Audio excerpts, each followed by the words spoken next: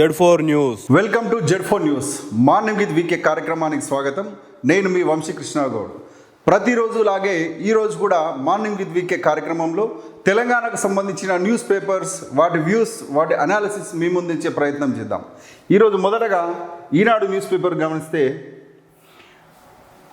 ఒక బ్యానర్ ఇవ్వడం ఉంది. నా బ్రాండ్ యంగ్ ఇండియా, విద్యా ఉద్యోగ అవకాశాలే లక్ష్యం, సర్కారు ఆధ్వర్యంలో ప్రీ స్కూళ్ళు పెడతాం, పిల్లలకు ఉచిత రవాణా, అల్పాహారం, భోజనం, పేదలకు మంచి విద్య అందించేందుకే ఈ ఆలోచన. పోలీస్ స్కూల్ ప్రారంభోత్సవంలో సీఎం రేవంత్ రెడ్డి. ఇక్కడ రేవంత్ రెడ్డి గారు మన తెలంగాణ రాష్ట్ర ముఖ్యమంత్రి పిల్లలతోటి ఫుట్బాల్ ఆడుతున్న వీడియో, ఫోటో మనం చూస్తున్నాం.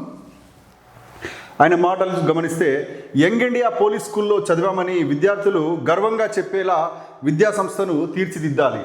ఆర్మీ సైనిక్ స్కూళ్ళు జాతీయ డిఫెన్స్ అకాడమీ నుంచి వచ్చామని గర్వంగా చెబుతుంటారు. ఆ స్కూళ్ళతో యంగ్ ఇండియా పోలీస్ స్కూల్ పోటీ పడలేదా?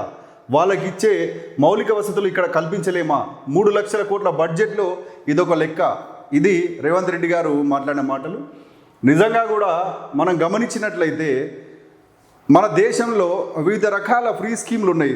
వాటన్నిటిని పక్కకు పెట్టి విద్యా, వైద్యం ఏ రకంగా మనం ఉచితంగా క్వాలిటీ ఎడ్యుకేషన్ కానీ క్వాలిటీ హెల్త్ కానీ మనం అందించినప్పుడు ఆ కుటుంబాలు బాగుపడి దేశ ఆర్థిక పరిస్థితి కూడా బాగుపడుతుందని చెప్పేసి ఎంతోమంది ఎకనమిస్టులు చెప్పినప్పటికీ ఇప్పటివరకు చాలా రకాల ప్రయత్నాలు జరుగుతున్నా ఇదొక కొత్త ప్రయత్నంగా మనం చూద్దాం.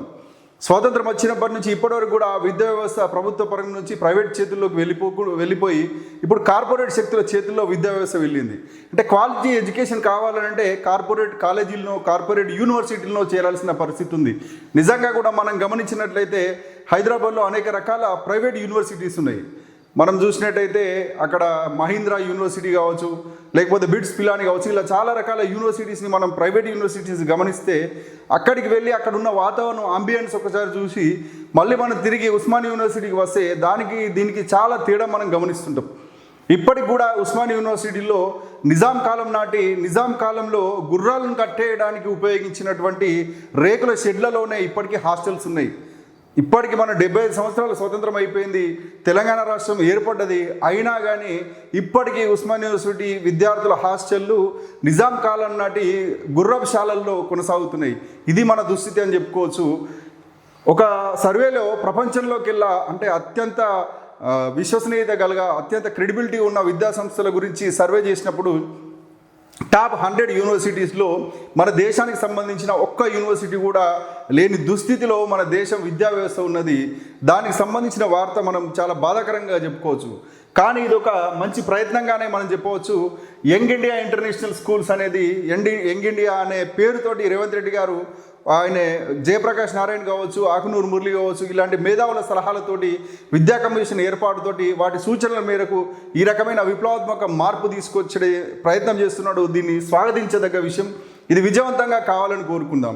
నిజంగా కూడా మనం గమనించినట్లయితే విద్యా వ్యవస్థలో ప్రీ ప్రైమరీ స్కూల్కి సంబంధించి నర్సరీ కావచ్చు, ప్లే స్కూల్స్, ఎల్కేజీ, యూకేజీ వాటికి సంబంధించిన విద్యా వ్యవస్థలో ప్రైవేట్ స్కూళ్ళకు ఒక రకంగా, గవర్నమెంట్ స్కూల్స్కి ఒక రకంగా ఉంది.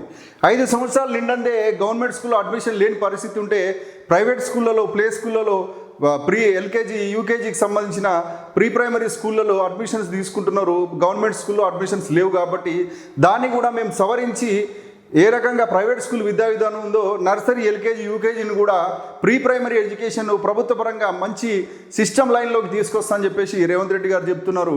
అది సక్సెస్ఫుల్గా కొనసాగాలని మనం కోరుకుందాం. మరొక వార్త, స్లాట్ విధానంలో చకచకా రిజిస్ట్రేషన్. తొలి రోజు 625 పూర్తి. పైలట్ ప్రాజెక్ట్ కింద ఎంపిక చేసిన 22 కార్యాలయాల్లో సేవలు. సాధారణంగా గంటన్నర పట్టే చోట అరగంటలోనే ముగిసిన ప్రక్రియ. ఆన్లైన్లో వివరాలు సమర్పించే సమయంలో కొన్ని చోట్ల పొరపాట్లు. ఇది మనం స్లాట్ రిజిస్ట్రేషన్ అంటే మనం ఏదైనా ఆస్తి కొనుగోలు చేసినప్పటికీ మనము ఏదైనా ఫ్లాట్ కావచ్చు ఇలా కొనుగోలు చేసిన సందర్భంలో మనం రిజిస్ట్రేషన్ ఆఫీస్కు ఎవరో ఒకరు జీవితంలో ఖచ్చితంగా వెళ్ళి ఉంటారు. కానీ అక్కడ ఇబ్బందికర పరిస్థితులు ఉంటాయి. అసలు నిజంగా రిజిస్ట్రేషన్ ఆఫీస్కి వెళ్తే జాబ్ చేసుకుంటూ ఏదైనా పని చేసుకుంటూ రోజువారీ పని చేసుకుంటూ ఒక రోజు మొత్తం కూడా అక్కడే కేటాయించాల్సిన పరిస్థితి ఉంటుంది. ఉదయం నుంచి సాయంత్రం వరకు ఒకసారి కంప్యూటర్ పని చేస్తలేదని, ఒకసారి లంచ్ టైం అని చెప్పేసి, ఒకసారి స్లాట్ బుకింగ్ కాలేదని, ఇలా అన్ని ఇబ్బందులు పడే పరిస్థితి నుంచి ఒక విముక్తి కలిగే పరిస్థితి ఇప్పుడు తెలంగాణ రాష్ట్ర ప్రభుత్వం చేపట్టింది. అదే టైం స్లాట్ రిజిస్ట్రేషన్. గతంలో కూడా టైం స్లాట్ రిజిస్ట్రేషన్ ఉండే, కానీ అది పూర్తి స్థాయిలో సక్సెస్ఫుల్గా ఇబ్బందులు కొనసాగుతున్నాయి. కాబట్టి ఏఐ టెక్నాలజీ సాయంతో టైం స్లాట్ రిజిస్ట్రేషన్ జరుగుతుంది. టెక్నాలజీని ఉపయోగిస్తూ తెలంగాణ రాష్ట్ర ప్రభుత్వం ఈ పైలట్ ప్రాజెక్ట్ కింద 22 రిజిస్ట్రేషన్ కార్యాలయాల్లో ఈ ప్రయోగం చేపట్టింది. అది సక్సెస్ఫుల్గా ఉంది. 4-5 గంటలు పట్టే సమయం కేవలం అరగంటలో మనం రిజిస్ట్రేషన్ కంప్లీట్ చేసుకొని బయటకు వచ్చే పరిస్థితి ఉంది. కాబట్టి ఇది విజయవంతంగా కొనసాగాలని కోరుకుందాం. ఇక్కడ ఇంకొక వార్త మనం గమనిస్తే, ఉపగ్రహానికి చిక్కిన ఉన్నతాధికారులకు మాత్రం కనబడట్లేదు. ఇప్పుడున్న టెక్నాలజీ సాయంతో ఉపగ్రహం ద్వారా మన ఇంటి పక్కకు కూడా ఏముంది అని చూసే పరిస్థితి ఉంది. మన ఇంటి పక్కకు లేకపోతే వేరే ఊరిలో అక్కడ ఏం జరుగుతుందని చూడాలంటే శాటిలైట్ మ్యాప్స్, గూగుల్ మ్యాప్స్ ద్వారా మనం తెలుసుకునే పరిస్థితి ఉంది. ఈ రకంగా ఖమ్మం జిల్లా నేలగొండపల్లి మండలంలో పలేరు నది పైన ఇది ఒక మట్టి డ్యామ్ నిర్మించారు. 200-300 మీటర్లు, దాదాపు 1/2 కిలోమీటరు ఈ మట్టికి సంబంధించిన డ్యామ్ నిర్మించి ఆ డ్యామ్ ద్వారా రాత్రి కూడా ఇసుక దోపిడీ జరుగుతుంది. ఈ ఇసుక దోపిడీ వల్ల ప్రకృతి నాశనం అవుతుంది, వరదలు పెరుగుతున్నాయి, కరకట్టల నిర్మాణం లేక ఆ వరదలు నివాస ప్రాంతాలకు వస్తున్నాయి, ప్రకృతి సమతుల్యత దెబ్బతిల్లుతుంది అనే ఉద్దేశంతో ఇసుక తవ్వకాల మీద ఒక విధానం లేకుండా పోయింది. కానీ ఇక్కడ వీళ్ళు చేస్తున్న పరిస్థితి ఏంటంటే, మేము ప్రభుత్వ కార్యక్రమాలకు తీసుకుపోతున్నాం, సీసీ రోడ్లకు తీసుకుపోతున్నాం, ఇసుక అనే పేరుతోటి ఇసుకను యథేచ్ఛగా తరలిస్తూ ఇక్కడ ఇసుక మాఫియా ఏర్పడదని చెప్పేసి దాని ఉద్దేశంగా ఈ వార్త రాసిరు.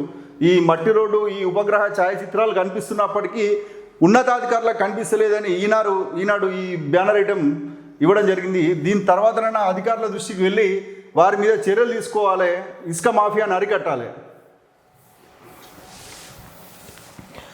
ప్రభుత్వ జూనియర్ కళాశాలలో తెలుగు కనుమరుగు, ద్వితీయ భాషగా సంస్కృతం ప్రవేశపెట్టాలని ఇంటర్ బోర్డు నిర్ణయం.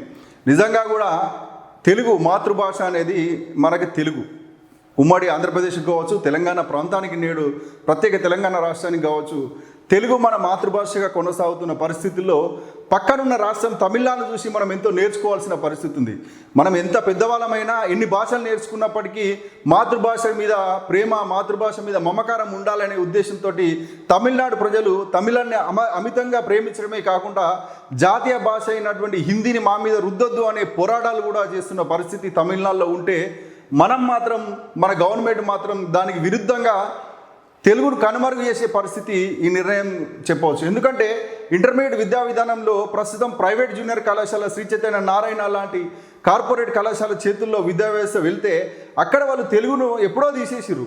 తెలుగు లేకుండా అక్కడ సంస్కృతం అని చెప్పేసి తెలుగు అనే సబ్జెక్టే వాళ్ళకి చెప్పకుండా సంస్కృతం గైడ్ ఇచ్చేసి ఆ గైడ్లో చదువుకోండి, ఎగ్జామ్ రాయండి, మీకు స్కోర్ వస్తుందనే ఉద్దేశంతో సంస్కృతాన్ని ద్వితీయ భాషగా తీసుకుంటున్నారు. కానీ ప్రభుత్వ జూనియర్ కళాశాలలో ఇప్పటివరకు ఆ విధానం లేకుండా ఉండడం వల్ల తెలుగును సెకండ్ లాంగ్వేజ్గా తీసుకొని చదువుతున్నారు. కానీ ఈ నిర్ణయం వల్ల ప్రభుత్వ జూనియర్ కళాశాలలో కూడా సంస్కృతం ఎంటర్ అయితే తెలుగు కనుమరుగయ్యే పరిస్థితి ఉంది, మన మాతృభాష మనకు దూరం అయ్యే పరిస్థితి ఉంది. కాబట్టి ఈ నిర్ణయం పట్ల ప్రభుత్వం వెనక్కి తీసుకోవాలని కోరుకుందాం.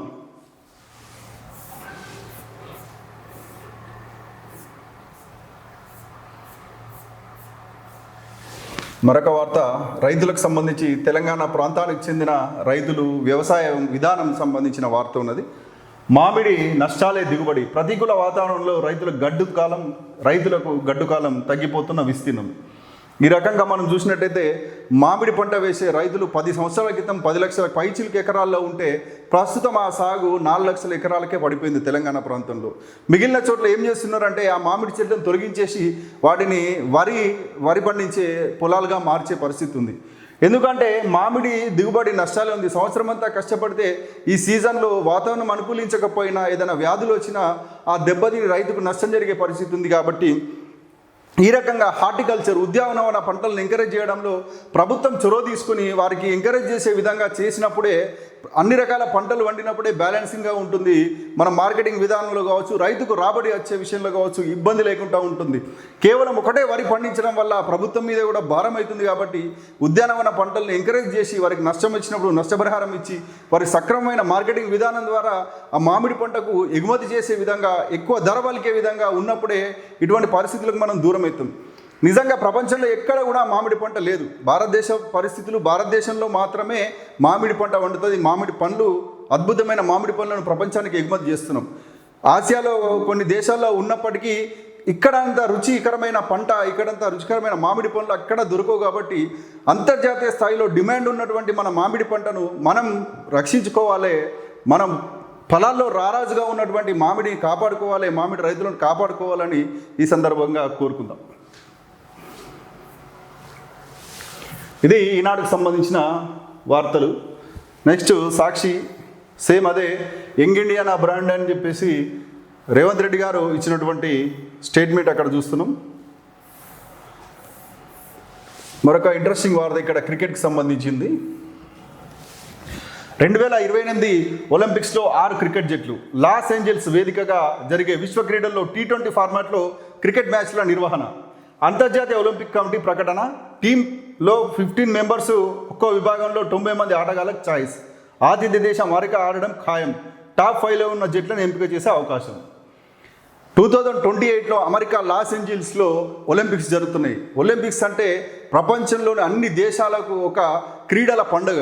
ఈ క్రీడల పండుగలో ఇప్పటి వరకు కూడా 1900 ఇయర్లో క్రికెట్ను ఒకసారి ఆడనిచ్చిరు. మళ్ళీ ఆ తర్వాత క్రికెట్కు ఒలింపిక్స్లో స్థానం లేకుండా పోయింది. మళ్ళీ ఇన్నేళ్ల తర్వాత 128 సంవత్సరాల తర్వాత క్రికెట్కి అవకాశం వచ్చింది. ఆ క్రికెట్ను అమెరికా వేదికగా ఉండే లాస్ ఏంజల్స్లో జరిగే 2028 ఒలింపిక్స్లో క్రికెట్కు అవకాశం ఇస్తున్నారు.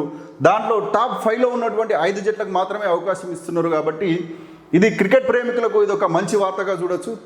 ఒలింపిక్స్లో క్రికెట్లో గెలవడం కూడా ఒక వరల్డ్ కప్ తోటి సమానంగా ఉంటుంది. కాబట్టి ఒక మంచి క్రేజ్ ఉన్న ఒలింపిక్స్గా Los Angeles Olympics మారిపోనున్నాయి.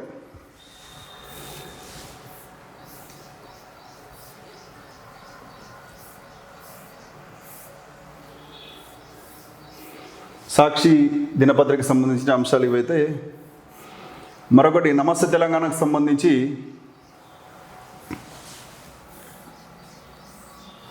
Trump insider trading. టారిఫ్ల వాయిదా వెనుక అనుమానాలు, స్వలాభం కోసమేనా ప్రతీకార సుంకాలు, ఇంటా బయట వెల్లువెత్తుతున్న ఆరోపణలు. యూటర్న్కు ముందు అసలు ఏం జరిగింది? మనం ప్రతిరోజు డొనాల్డ్ ట్రంప్ వార్తలేంది, ఎక్కడా కూడా ప్రపంచంలోని మీడియాకు వార్త లేని పరిస్థితి ఉంది ఇప్పుడు. ఎందుకంటే డొనాల్డ్ ట్రంప్ రోజుకో సంచలనంగా అమెరికాకే కాదు ప్రపంచానికే తలనొప్పిగా మారినటువంటి వ్యక్తి అమెరికా అధ్యక్షుడు డొనాల్డ్ ట్రంప్. ఇన్సైడర్ ట్రేడింగ్ అంటే ట్రంప్కు సంబంధించిన కంపెనీలకు లాభాలు జరిగే విధంగా ఈ పన్నుల విధానంలో మరి ఒకసారి యూటర్న్ తీసుకొని కంపెనీలకు షేర్ల విలువ పెంచుకోవడంలో దాదాపు ఒక 10,000 కోట్ల విలువ, ఆయన షేర్ల విలువ పెరిగింది ఈ డిసిషన్ వెనక్కి తీసుకోవడంలో. దీన్ని వెనుక కుట్రున్నదని చెప్పేసి అక్కడ ప్రతిపక్ష పార్టీలు ఆయన మీద ఆరోపణలు చేసి దాని మీద విచారణ జరిపి ఇన్సైడర్ ట్రేడింగ్ అంటే ఆయనకు లాభం అయ్యే విధంగా ప్రభుత్వంలోని నిర్ణయాలు తీసుకోవడం తప్పు అని చెప్పేసి దాన్ని ఇన్సైడర్ ట్రేడింగ్గా భావించి ట్రంప్ మీద చర్య తీసుకోవాలనే ఈ వార్త యొక్క సారాంశం.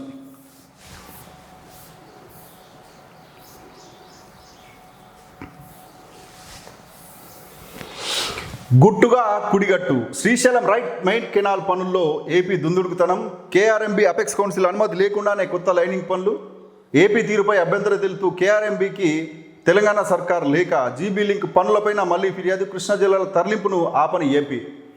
మనం ప్రతిరోజు మాట్లాడుకుంటున్నాం నీళ్లు, నిధులు, నియామకాల డిమాండ్ తోటి తెలంగాణ రాష్ట్రం ఏర్పడితే ఈ నీళ్ల దోపిడీ స్వతంత్ర భారతంలో ఉమ్మడి ఆంధ్రప్రదేశ్లో యథేచ్ఛగా కొనసాగితే తెలంగాణ రాష్ట్రం ఏర్పడి ఇన్ని సంవత్సరాలు గడిచిన, దశాబ్దం గడిచిపోయినా మళ్ళీ ఆంధ్ర జలదోపిడీ అదే రకంగా ఉంది. రైట్ మెయిన్ కెనాల్ అంటే KRMB Krishna river management board permission లేకుండా, అపెక్స్ కౌన్సిల్ అనుమతి లేకుండా, జల సంఘం సిడబ్ల్యూసి వాటర్ కౌన్సిల్ అనుమతి లేకుండా యథేచ్ఛగా వాళ్ళ పనులు వాళ్ళు చేసుకుంటూ కృష్ణా జనాలను ఆంధ్రాకు తీసుకుపోయే కుట్రలో వాళ్ళ యథేచ్ఛగా పనులు చేస్తున్నప్పటికీ మన ప్రభుత్వం నిమ్మకు నీరెత్తినట్టుగా ఉంది. దీని మీద చర్యలు తీసుకోవాలి, ఆంధ్ర జలదోపిని అడ్డుకోవాలని మనం కోరుకుందాం.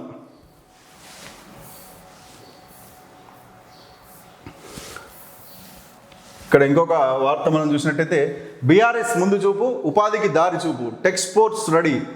సిరిసిల్లలో ఉత్పత్తికి సిద్ధమైన మరో వస్త్ర పరిశ్రమ. కేటీఆర్ చొరవతో అప్పారెల్ పార్కులో రెండో పరిశ్రమ ఏర్పాటు. 2022లో 102 కోట్లతో ఎంఓయూ, 3 ఏళ్లలో నిర్మాణం. 1600 మందికి ఉపాధి, మున్ముందు మరో 2000 మందికి. ఇప్పటికే గోకుల్దాస్ పరిశ్రమలో 1500 మందికి ఉపాధి అవకాశాలు. అదే పాటలో టెక్స్పోర్ట్ సాకారం. నేడు పరిశ్రమ ప్రారంభం. 102 కోట్లతోటి 300 కోట్ల ఎగుమతులతోటి అమెరికాకు ఎక్స్పోర్ట్ చేసే విధంగా ఒక మారుమూల తెలంగాణ ప్రాంతమైనటువంటి సిరిసిల్ల నుంచి ఉపాధి అవకాశాలు పెంచేందుకు ఏర్పాటు చేసినటువంటి అపెరల్ పార్కులో రెండో పరిశ్రమ దాదాపు 102 కోట్లతోటి నిర్మాణమైన పరిశ్రమ ఈరోజు ప్రారంభం కాబోతుంది. ఒకప్పుడు బొంబాయి, దుబాయి, బొగ్గుబాయి అనే విధంగా తెలంగాణ పరిస్థితి ఉంటుండే. అయితే బొంబాయి పోయి బతుకుడు, లేకపోతే దుబాయ్ పోయి బతుకుడు, లేకపోతే బొగ్గుబాయిలో పనిచేస్తుడు అనే విధానము నానుడి మన తెలంగాణ పల్లెల్లో ఉంటుండే. ఇక్కడ ఉపాధి లేని పరిస్థితి నుంచి ఇక్కడికి అనేక రాష్ట్రాల నుంచి, ఉత్తరప్రదేశ్, బీహార్, రాజస్థాన్, అనేక రాష్ట్రాల నుంచి, ఒరిస్సా నుంచి ప్రతి రంగంలో కూడా అన్ని రంగాలలో పనిచేయడానికి వేరే రాష్ట్రాలకు చెందిన వ్యక్తులందరూ వచ్చి ఇక్కడ ఉపాధి పొందే విధంగా నేడు తెలంగాణ మారిందంటే గతంలోని ప్రభుత్వం బీఆర్ఎస్ సర్కారు సక్సెస్ఫుల్ స్టోరీ అనే చెప్పవచ్చు. నిజంగా మనం గమనించినట్టయితే సిరిసిల్లాలో గోకుల్దాస్ పరిశ్రమలో మనం గమనిస్తే 1500 మంది మహిళలకు మాత్రమే అక్కడ ఉద్యోగాలు ఉంటాయి. మహిళలకు వారికి సంబంధించి ఇంటి దగ్గర నుంచే వాళ్ళ ట్రాన్స్పోర్ట్ సిస్టమ్ తీసుకొని వెళ్ళి కంపెనీ దగ్గర వర్క్ చేయించి తర్వాత ఇంటికే తీసుకొచ్చే పరిస్థితి ఉంది. అక్కడ మహిళలకు దాదాపు 1500 కుటుంబాలకు ఉపాధి దొరికింది. అక్కడ చిన్నపిల్లలకు ఉంటే వాళ్ళకి క్రేచ్ కావచ్చు, వాళ్ళ పసిపిల్లలను తీసుకువస్తే వారికి సంరక్షణ కేంద్రాలు కావచ్చు, ఈ రకంగా మహిళలకు సంబంధించిన అన్ని రకాల సంరక్షణ చర్యలు తీసుకొని పూర్తి మహిళలతో నడిచే పరిశ్రమ అది. కాబట్టి కుటుంబాలు బాగుపడాలంటే, ఆర్థిక వ్యవస్థ బాగుపడాలంటే మహిళలకు స్వాభిమానం మహిళలకు ఉన్నప్పుడే ఆ రకంగా జరుగుతుంది. కాబట్టి ఆ పరిశ్రమ నిజంగా కూడా గొప్ప విజయంగా చెప్పవచ్చు. ఈరోజు మరొక పరిశ్రమ కూడా ఓపెన్ అవుతుందంటే అది సంతోషకరమైన విషయం.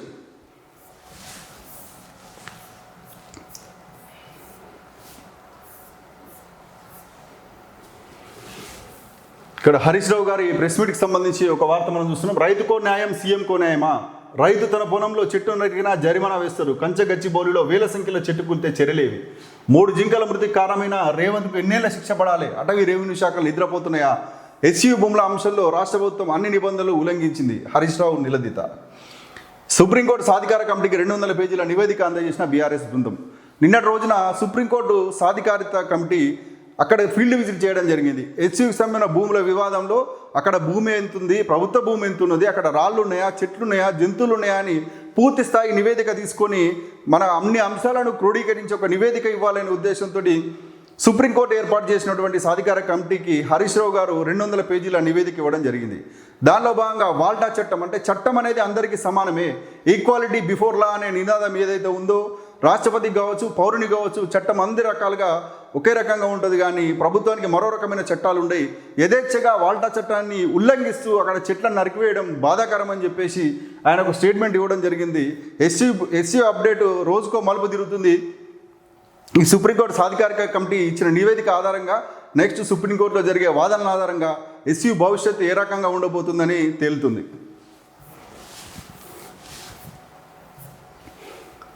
నెక్స్ట్ ఆంధ్రజ్యోతి సేమ్ ఐటమ్స్ ఉన్నాయి.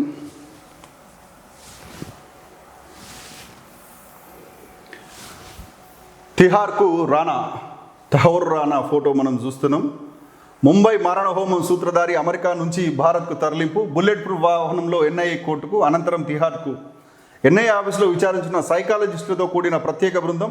మోడీ ప్రభుత్వ దైత్యనీతితో విజయం ఇది. షా, అది మేము మొదలుపెట్టిన పని, మోడీ గొప్పతనం ఏమీ లేదు. చిదంబరం. తహౌర్ రానా కెనడా పౌరుడు, మాకు సంబంధం లేదు, పాకిస్తాన్.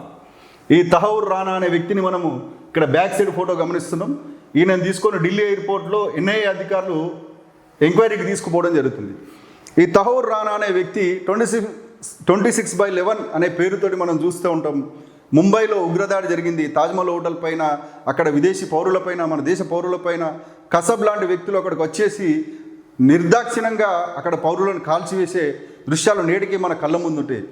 ఆ టెర్రరిస్ట్ దాడికి సంబంధించిన కీలక సూత్రధారి తహౌర్ రానా అనే వ్యక్తి కెనడాకు చెందిన పౌరుడని పాకిస్తాన్ చెప్తుంటే, పాకిస్తాన్ ప్రోద్బలంతో జరిగిందని చెప్పేసి భారత్ చెప్తుంటే, అమెరికాలో ఇన్ని రోజులు దాక్కున్న తహౌర్ రానాను ఇండియాకు తీసుకురావడంలో ఈ ఫారిన్ డెలిగేషన్ మేము సక్సెస్ఫుల్గా చేసినామని అమిత్ షా ప్రకటించడం జరిగింది. ఈ డెలిగేషన్ వల్లనే తహౌర్ రానాను ఇండియాకు అమెరికా నుంచి తీసుకొచ్చి నేడు ఎంక్వైరీకి తీసుకుపోతున్న వార్త మనం చూస్తున్నాం. ఇలాంటి దుష్టులను వెంటనే ఉరిదీసే చట్టాలు మన దేశంలో కసబ్ ఏ రకంగా అయితే ఉరిదీసిండ్రో ఈయనను కూడా ఉరిదీసే కఠినమైన శిక్షలు విధించాలని కోరుకుందాం.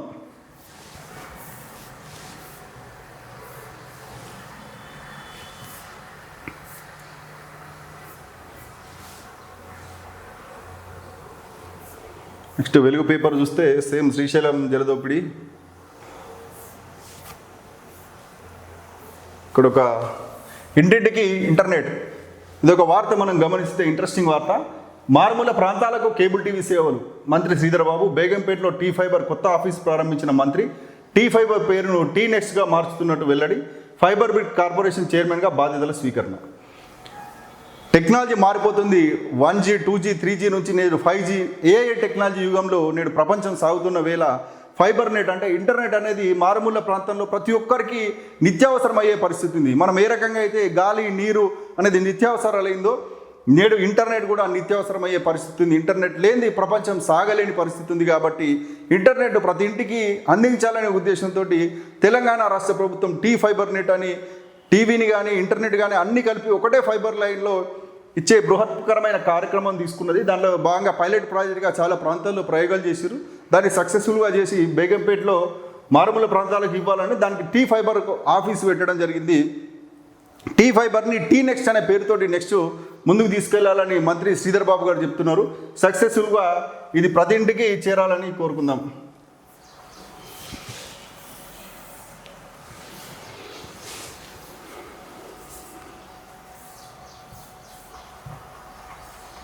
చెడగొట్టు వానలకు పంటలు ఆగం. నేలవాలిన వరి, మొక్కజొన్న, రాలిన మామిడికాయలు, గాలి దుమారానికి కూలిన చెట్లు, విద్యుత్ స్తంభాలు, పలు జిల్లాలో కరెంటు సరఫరాల అంతరాయం, పిడుగుపాటి స్టూడెంట్, పశువుల కాపరి మృతి. నిన్నటి రోజున చాలా జిల్లాల్లో తెలంగాణ ప్రాంతానికి సంబంధించి ఇక్కడ సిద్దిపేట జిల్లాలో నేల రాలిన మామిడికాయలు అనే ఫోటో మనం గమనిస్తున్నాం. చెడగొట్టు వానాలంటే అకాల వర్షాల వల్ల పంటలు దెబ్బతినడమే కాకుండా పిడుగుపాటుతో ఒక విద్యార్థి చనిపోవడం, పశువుల కాపరి చనిపోవడం బాధాకరం. ప్రకృతి అసతుల్యతల వల్లనే ఈ రకమైన పరిస్థితులు ఏర్పడుతున్నాయి. కాబట్టి చెట్లను పెంచడం, ప్రకృతిని రక్షించడం, నిజమైన పర్యావరణాన్ని కాపాడడం వల్లే ఈ రకమైన అకాల వర్షాలకు రాకుండా ఉంటుంది. కాబట్టి మనం ఇది గమనించి ప్రతి ఒక్కరూ బాధ్యతగా మెదలాలని కోరుకుందాం.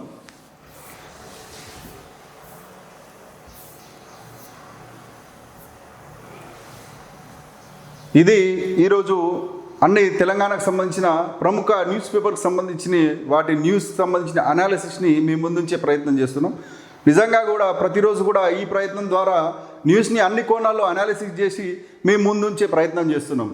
మీరు మాకు సపోర్ట్ చేయాలంటే Z4 న్యూస్కి సపోర్ట్గా సబ్స్క్రైబ్ చేయండి. వెంటనే వాటికి సంబంధించిన కొత్త అంశాలు మీ ముందుండే పరిస్థితి ఉంటుంది. కాబట్టి Z4 న్యూస్ని సబ్స్క్రైబ్ చేయాలని కోరుకుందాం. మళ్ళీ తిరిగి రేపటి మార్నింగ్ విత్ వీకే కార్యక్రమంలో మళ్ళీ కలుసుకుందాం. అంతవరకు సెలవు. Signing off.